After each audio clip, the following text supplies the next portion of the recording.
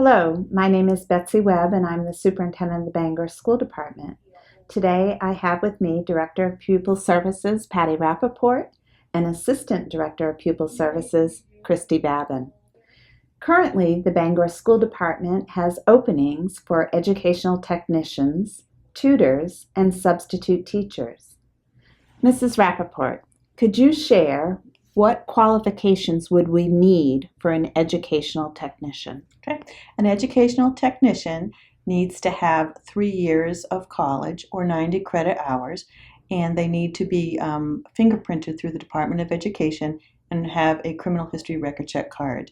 Once they have that, they can fill out an application. The applications can be found on our website, our school department website.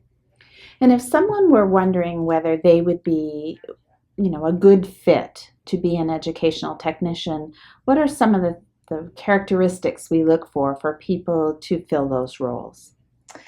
That's a good question. We have many different types of positions. Some of the positions require that the educational technician work with children who may need assistance with daily living skills. For example, may have to help feed the child or help the child in the bathroom.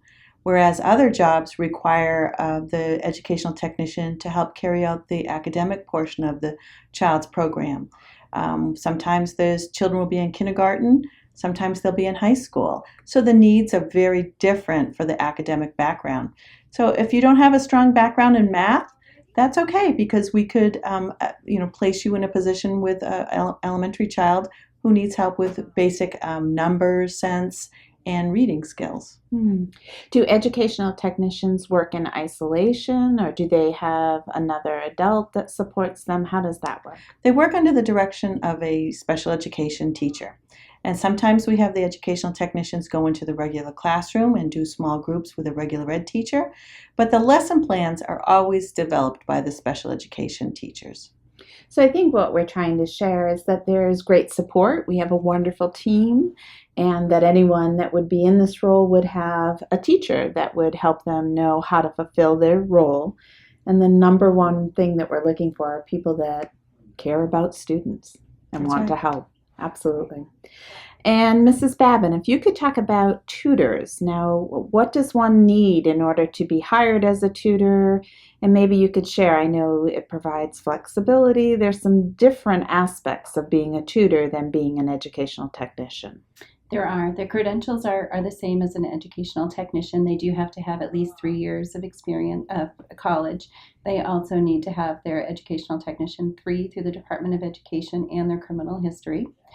The flexibility comes in where it's a temporary part-time position with the district. They can work as little as 5 hours a week or up to 27.5 hours a week.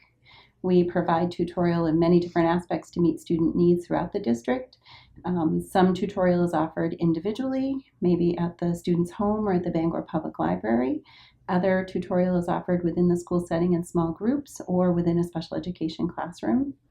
Again, all of the lesson plans are created by the teachers and provided to the tutors, so they're supporting student instruction. Right.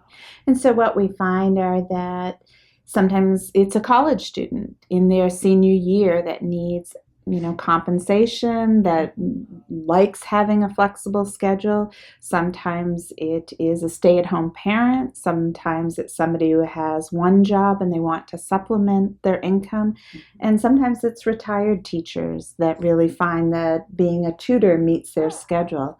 And we're always looking for people because we have so many various content areas that we need to cover. Maybe one is comfortable in math and science or someone else in the humanities.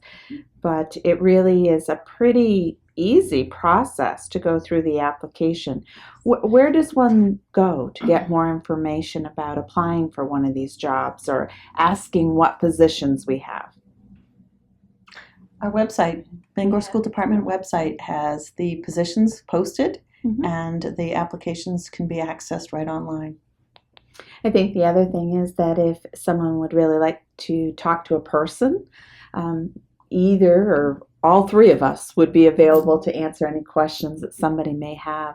And I know we have a variety of ed tech positions right now. What is the approximate number?